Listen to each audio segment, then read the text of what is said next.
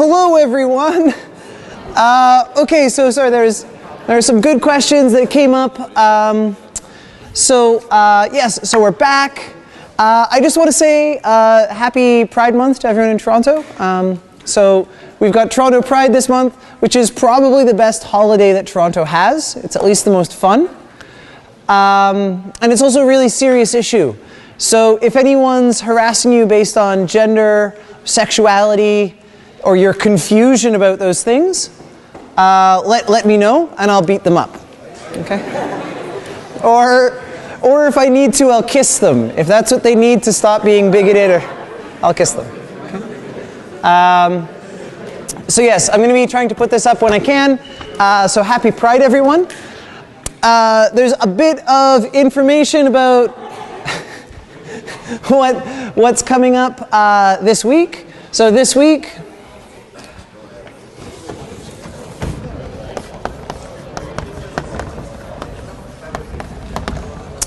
we've got a couple different things. So the topics that we'll be covering .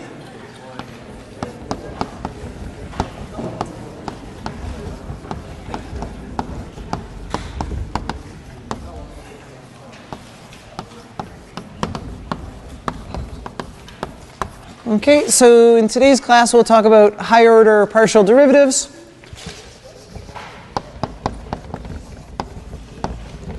Higher order partial derivatives. And then we'll be talking about sort of the most powerful tool that we have in this part of the course. So this is the most powerful tool that we're going to learn before the midterm, which is Taylor's theorem. Okay. I should note there's no Taylor's theorem on this assignment, but there are 2 questions about Taylor's theorem on the midterm. Okay, so it's an important part of the course. So the course coverage for the midterm ends this week, and then we have the midterm, the real midterm next week. Okay.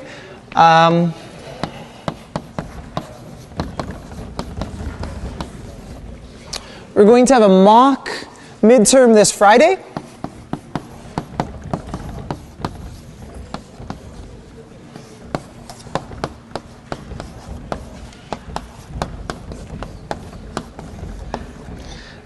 So that's going to be noon till 2 in IC 130. And then the real midterm is the week after that.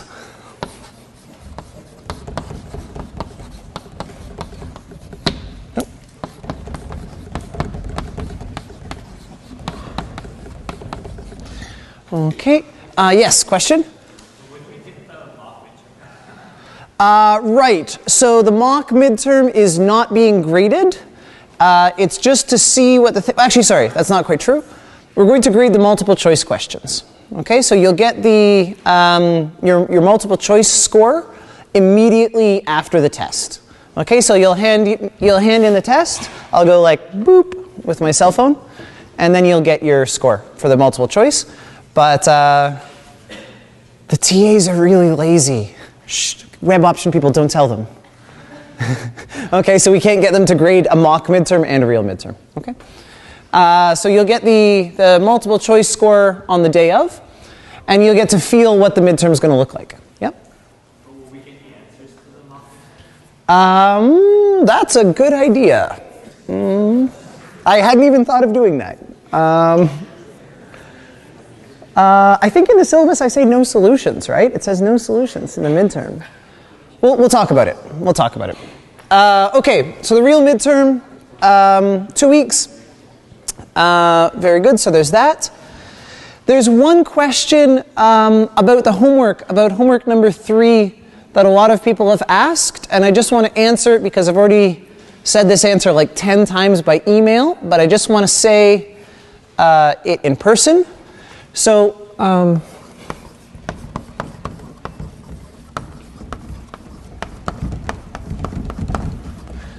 on homework number 3, it asks for a particular derivative. It says find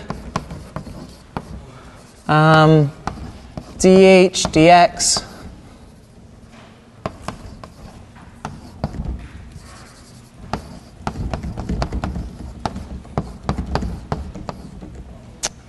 for f of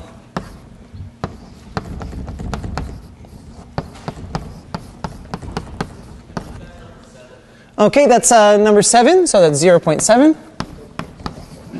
Okay, yeah, thank you for the exact quote. So it says find this thing, but it doesn't give you the function f. So the function f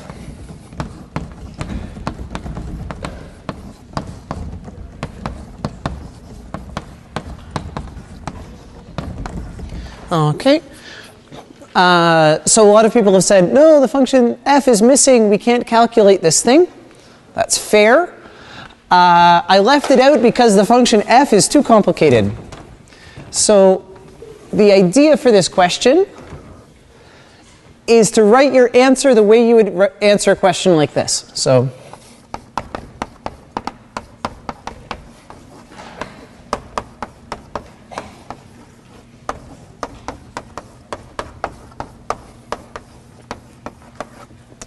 okay, so to assume that the function is undefined and take the derivative anyway. Yes? Because like I think it's a question like stripped out from the textbook. What if I already like found that I actually found that equation on the textbook and I already did it, right? Ah, okay, right, good. So yes, I'll send an email to the graders about these kinds of solutions, but the idea is to solve it in this way. So you've got a function h with an unspecified thing. So you'd say h of x is f prime 5x times 5. Right, so for whatever function this is,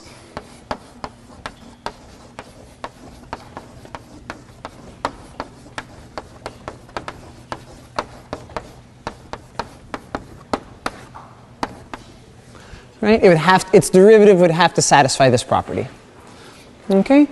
So if you have already solved it using the function from the textbook and handed it in, that's okay, we'll figure out what to do. But the intent is to assume the function is undetermined. Okay, so the intent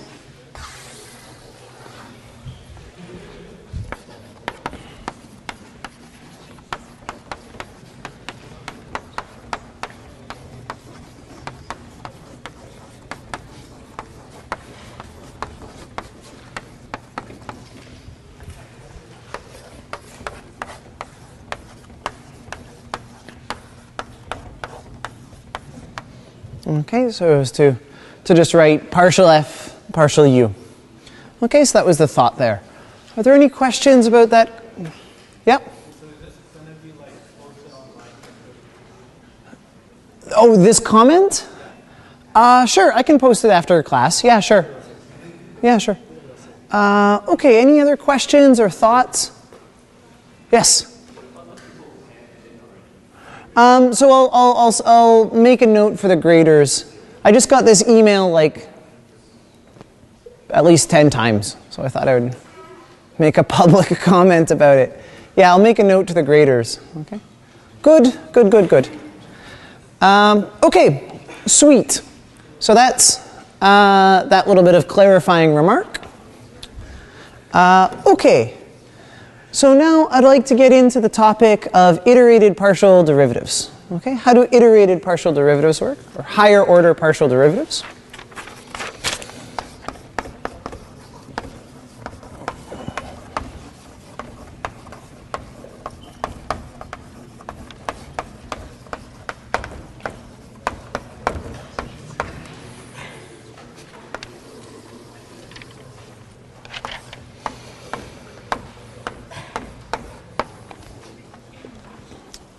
Okay, so for higher order partial derivatives, it's helpful to remember how things work in one variable.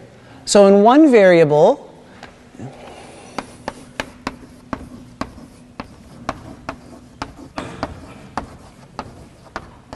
right? In one variable calculus, we have the following story. We've got our function f. Then we measure this guy's rate of change, and that gives us a new function.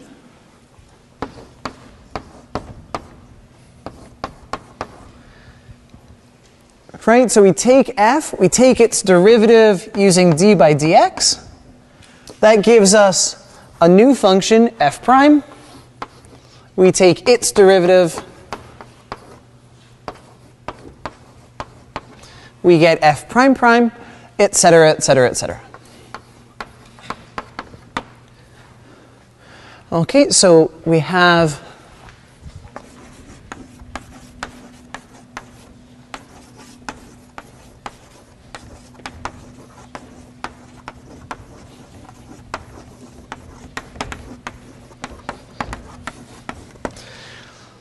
many high-order derivatives, but they all sort of are in the same direction. They all measure change in the x direction. Okay, the picture in multiple variables is more complicated.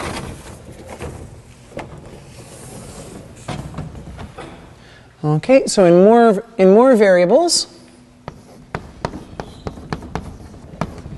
we have the following kind of situation.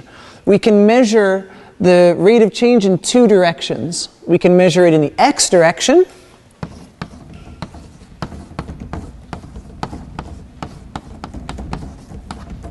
right? Or we can measure the rate of change in the y direction.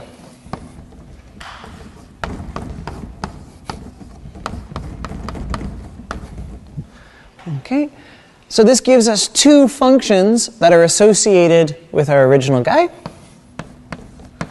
One by taking derivatives in the x direction,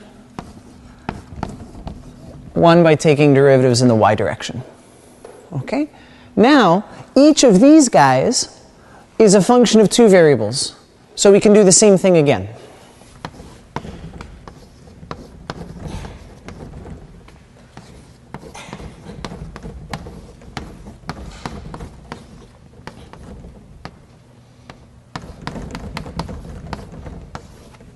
Right, we can take the derivative in the x direction again, and we get this, or we can take the derivative in the y direction, and we get this.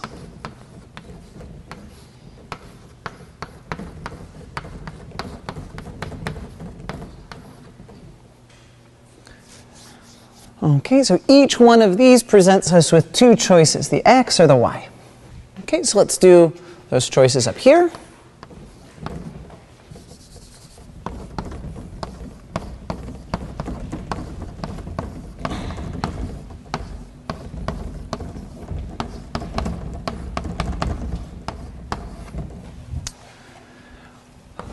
Okay.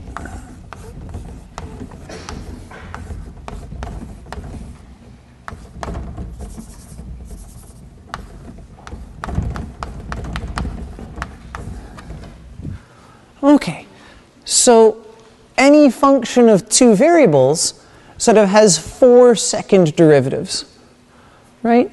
In one variable, we have a unique second derivative, whereas in two variables, we have 4 second derivatives.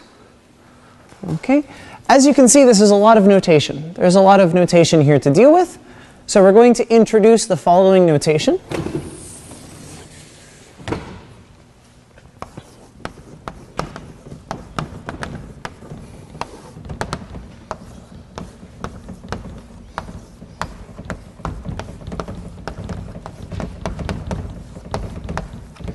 Okay, so to make this a little bit easier to write, we're going to call this f sub yx. Okay, the y comes from here, and the x comes from here. Okay, so this gives us a nicer way of writing higher order partial derivatives.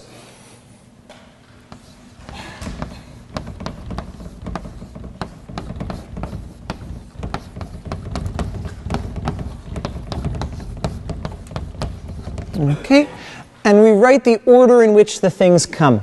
So we start with y, and then we finish with x. Okay, so our big theorem for the day, I guess,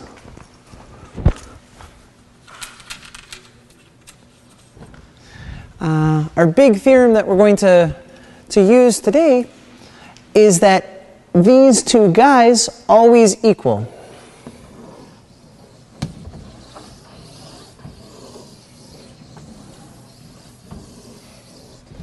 Okay, so this is going to be useful for various different things, but the assertion is f of xy is equal to f of yx.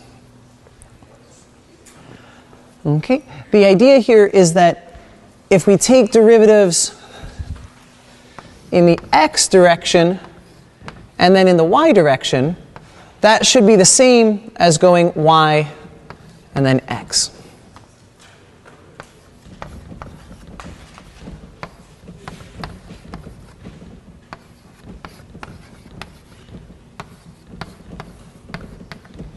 Okay, that it doesn't matter if we go this way or if we go this way around the square. Okay, so now that we've got kind of the theory of the thing, let's check some examples. Let's try out some examples of this.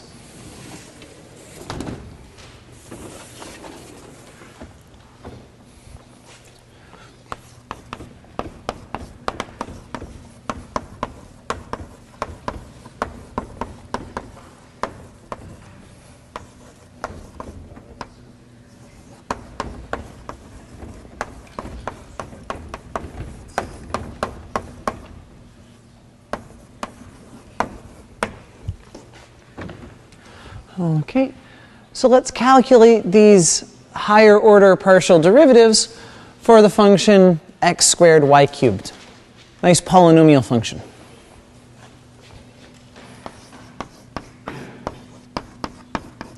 Okay, so we're going to start off by taking the derivative in x.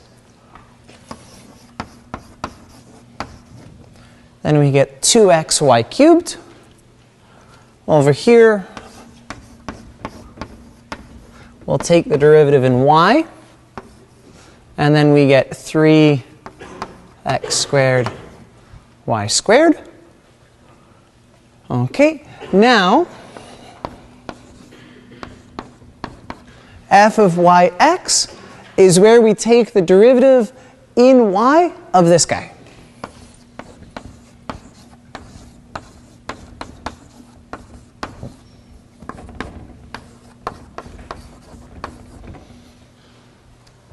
Okay, so we get 6xy squared. And here,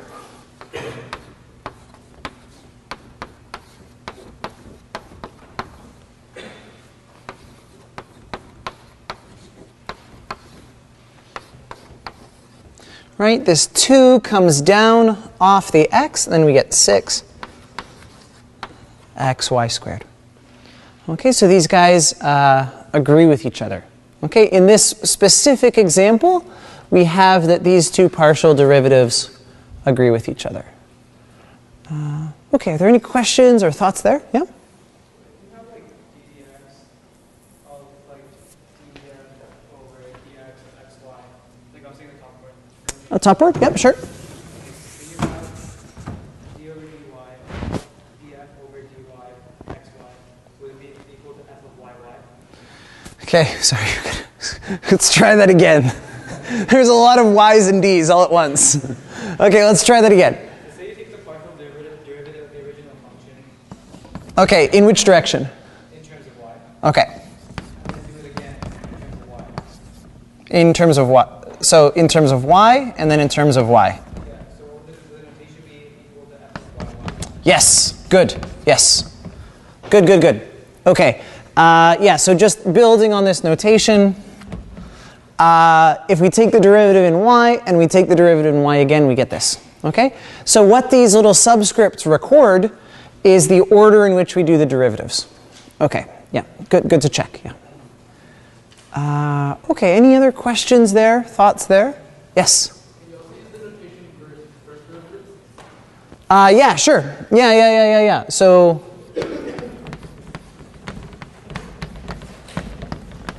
you could just write f sub x. But it's important to remember that this guy eats x's and y's. Right? Yeah. Okay, good. Any other questions or thoughts there?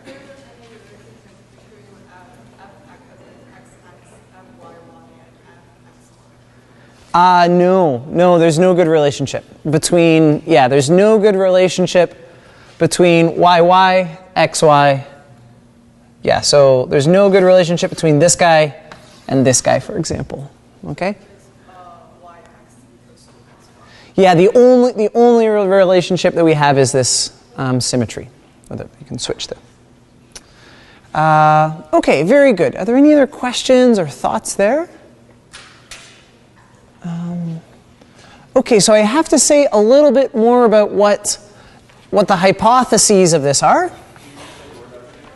Oh, yeah, sorry, just say we need the following definition.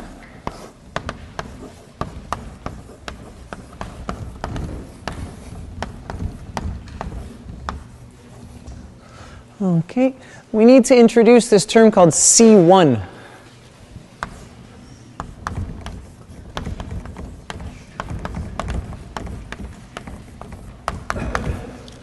Okay, and I think it means one continuous or first continuous, maybe. Anyway, mathematicians just say something is C1 if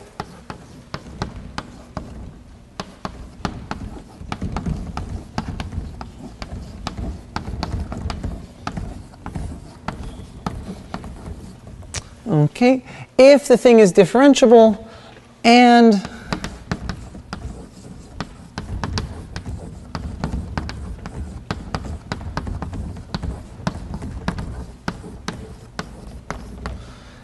its derivative is continuous. Okay, so it's a property that says, you know, you're differentiable and you've got this added little bit of structure. Okay, so as an example,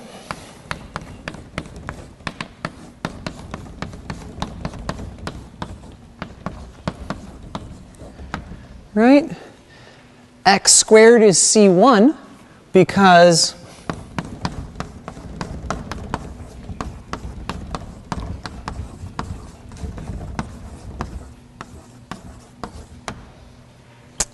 and this guy is continuous. Okay. All right, so that's an example of a C1 function. Can anyone think of a good example of a not C1 function? Something that's not C1. Yes? Square root x? Yes. You know what? I'm going to take your example and I'm going to bump it up to cubed root x. So square root x isn't defined for the negatives, but cubed root is. Is that okay? Or let's do square root. Let's do square root. Okay. This is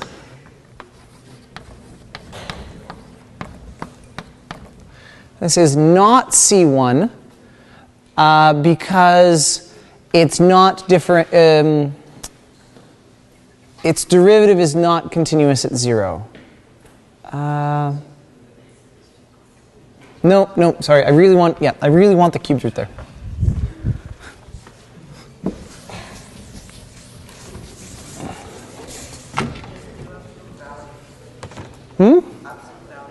Okay, so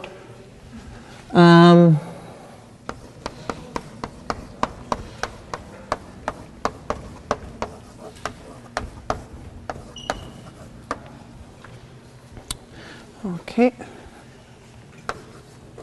Yeah, so y is absolute value not C1.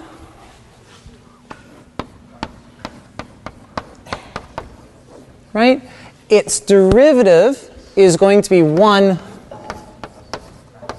when x is positive and negative 1 when x is negative. Okay, so the derivative is not continuous.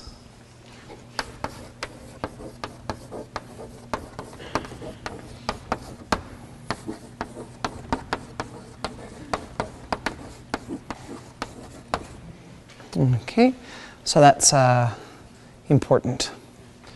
Okay, so there's an example of something that is C1, something that is not C1.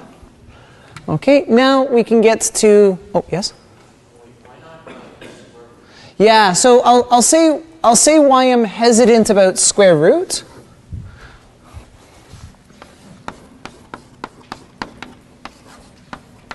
right? So this function is continuous, which is good, right?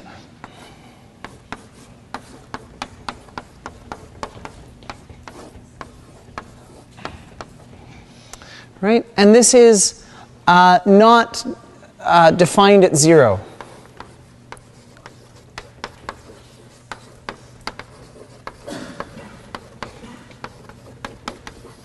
Okay, so it's not defined at 0. However, where it is defined, it is continuous. So where this is...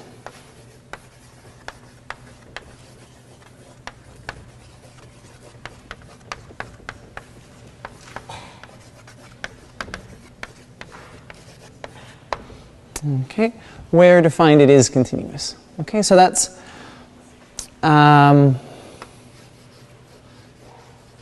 the worry there. However, this guy has a very big jump. Like it's very discontinuous at 0. Okay, so I'll have to think about square root a bit more. Okay, so that's the definition of C1.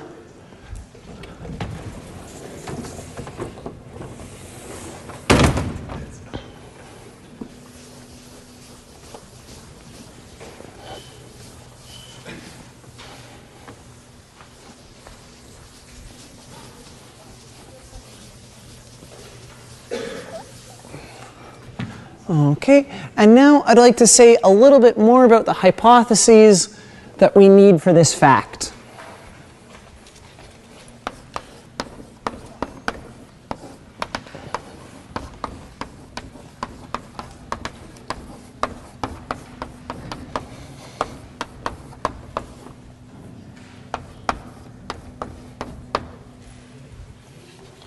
Okay, a function is ck.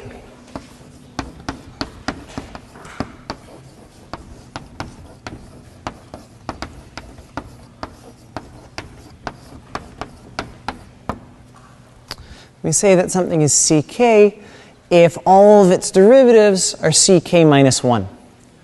Okay, so what that means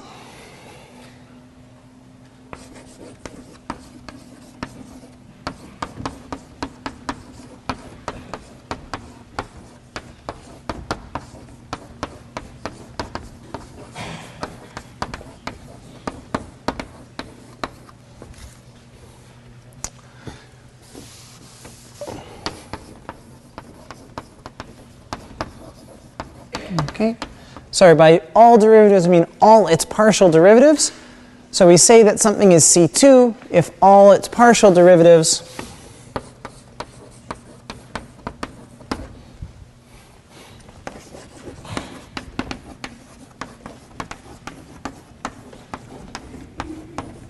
are C1. Okay, so that means that it's differentiable and its derivatives are differentiable. Okay?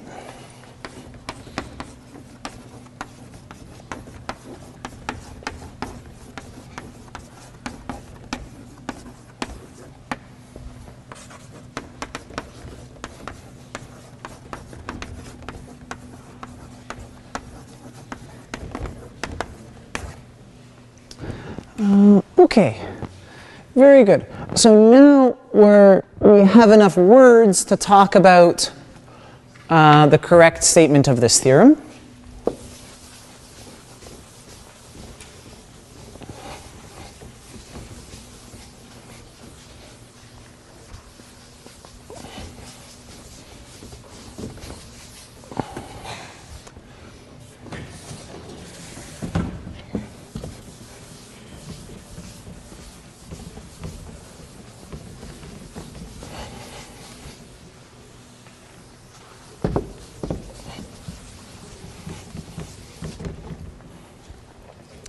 Okay, so our theorem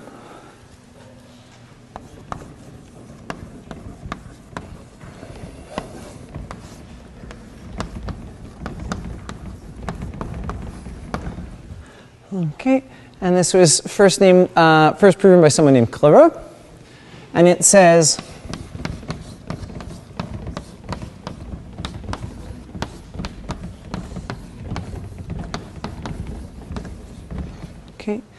if we've got something that's C2, then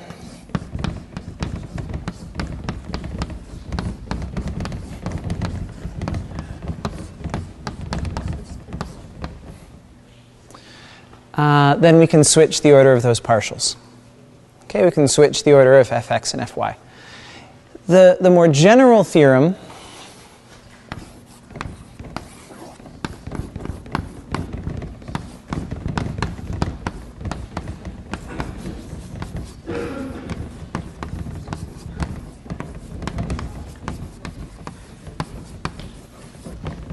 okay, if we've got something that is C, oh, yes?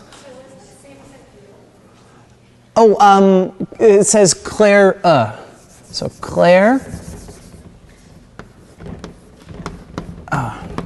So that's the name of the person who proved the theorem. It's a last name, Clairaut. Maybe there's a vowel missing. Anyway, that's fine. So if a function ck, then we can rearrange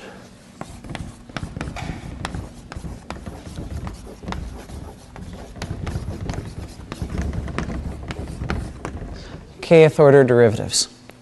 Okay, so if we're C2, we can switch x and y, and if we're ck, then we can switch the order if there are k derivatives.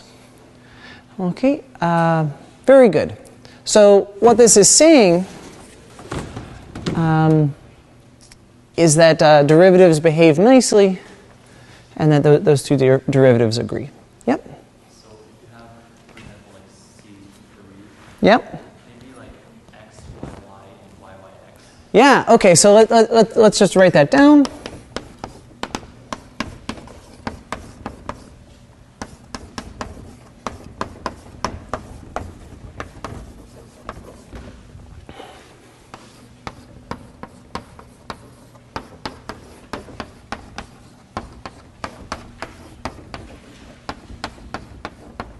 Okay, then all three of those will agree. Okay, so this is sometimes quite helpful. Okay, are there any questions there or thoughts there? Yes.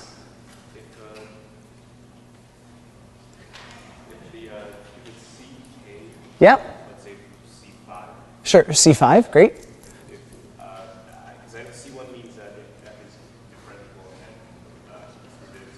Yep. the C at that like initial level have to be C1. One sec. So if f is C5, then f is C1 too. Okay. So there's an implication there. So what happens? Right. So if you're ck, then your derivatives are differentiable and continuous, because their derivatives are differentiable and continuous, and it trickles down.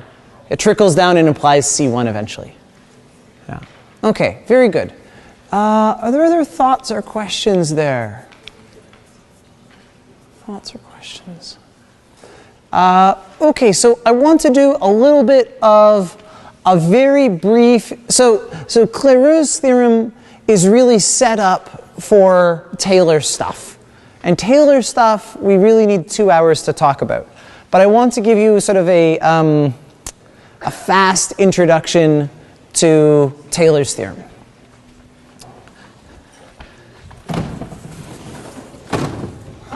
Okay. So for the last 10 or so minutes, we'll just do a very brief introduction to Taylor's theorem.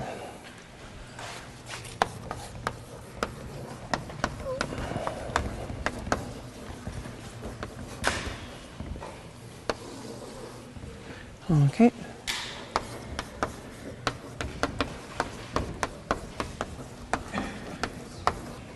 Yeah, so I'll say a little bit about it now. There's a couple of videos on the blog. I highly, highly, highly recommend you watch those videos because they're very good. But what can we say about Taylor's theorem? So Taylor's theorem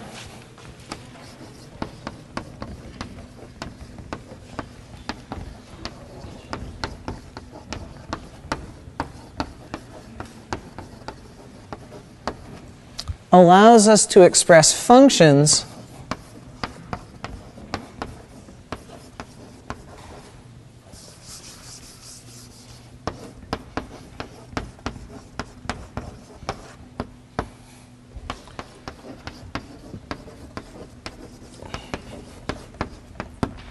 as infinite polynomials.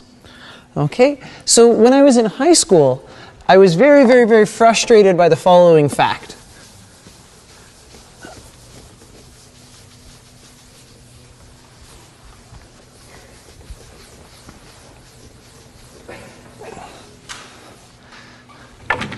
Right? So the following question really bothered me.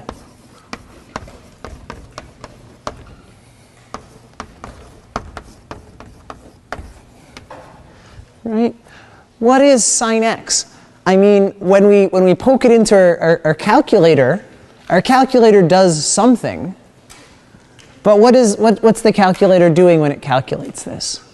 Right? So I asked my math teacher, and he said, like, shut up. And I was like, oh. Don't worry, he was a great guy in general, but now I'm here and now I know, so it all worked out in the end. So what is it actually doing, right? How could we actually approximate this thing? How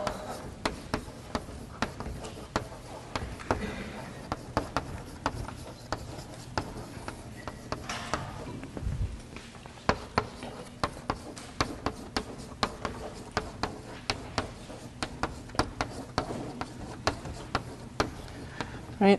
How could we get a computer to calculate this for us, say if we were stuck on a desert island or something?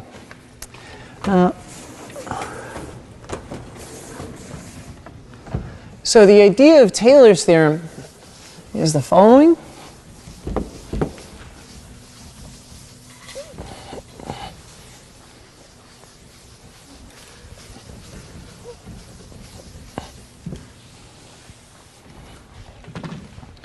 Okay, so it says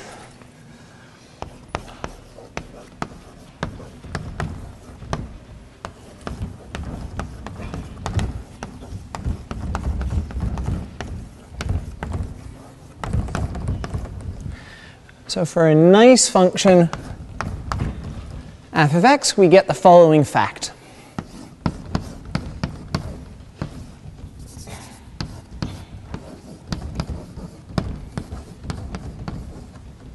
So we can express a function as a limit in the following way.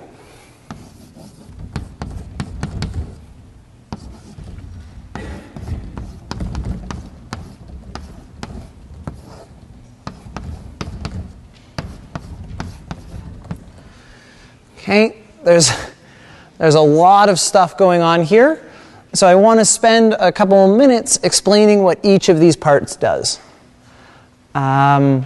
So this expresses our function as a limit of polynomials.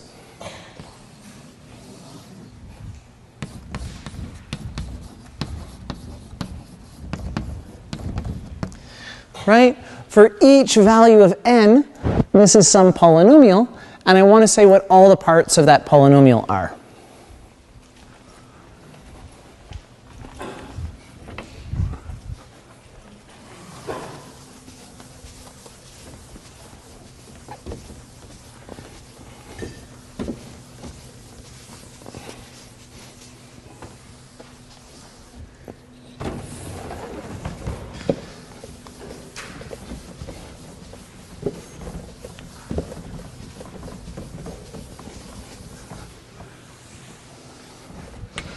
Okay.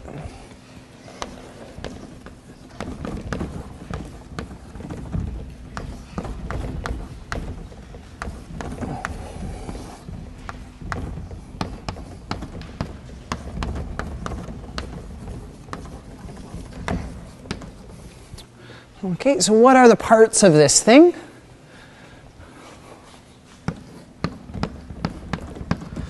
So the k in brackets is the kth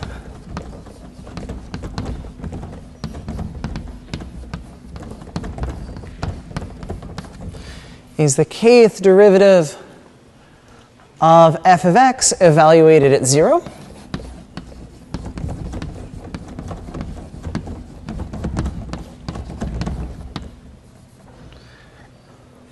Okay.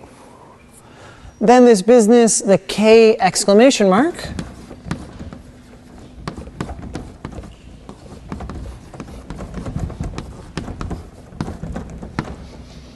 is what we call k factorial.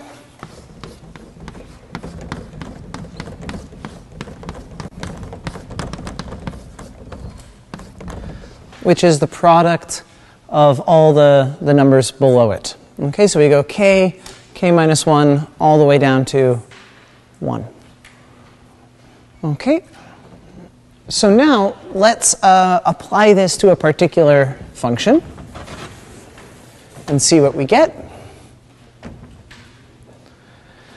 So we won't have enough time to get to sine, but let's do the exponential function.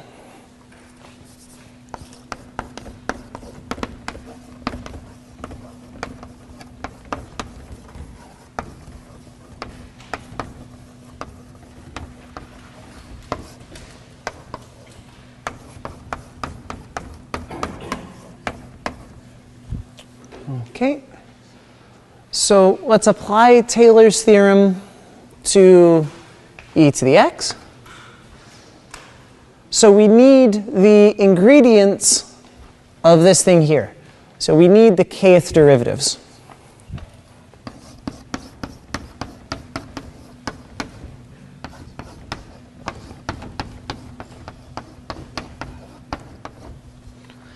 Okay, so the derivative of the exponential is itself, right? So derivative of e to the x is e to the x. So that tells us that the kth derivative is going to be e to the x for all values of k. So we get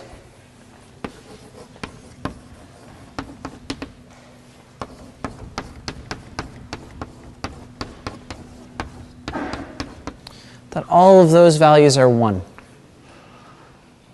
Okay, so Taylor's theorem tells us the following thing.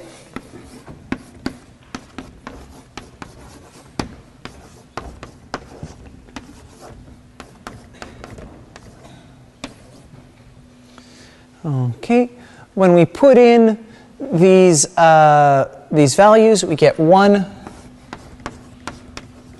over k factorial x to the k. Okay, so what this tells us about the exponential function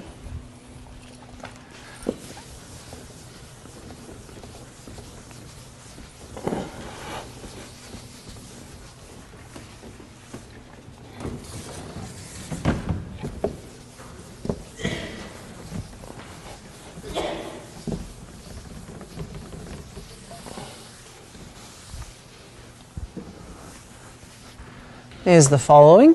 Okay, so we've applied the theorem. We've got our formula. Everything's very nice. Let's see what it tells us, though. So it tells us that e to the x is approximately the following thing. So if we just put in n equals 0, then we get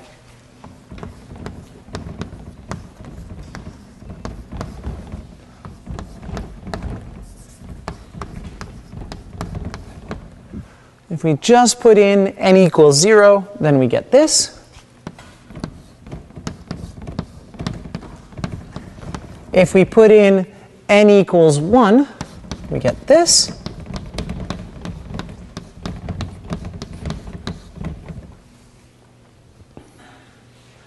Okay.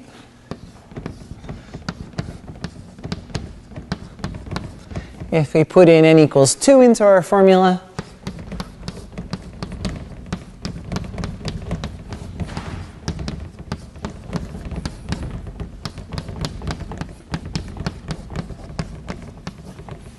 we get this.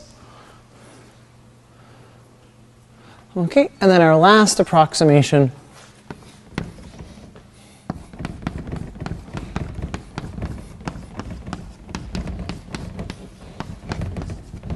would be this guy here. Okay, so the idea is that these polynomials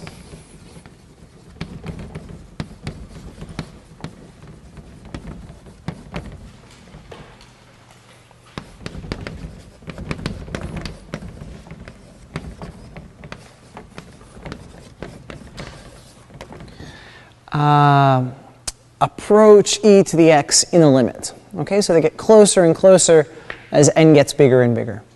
Okay, so this is a very fast kind of whirlwind introduction to Taylor's theorem, but we're going to spend about 2 hours on it on Thursday.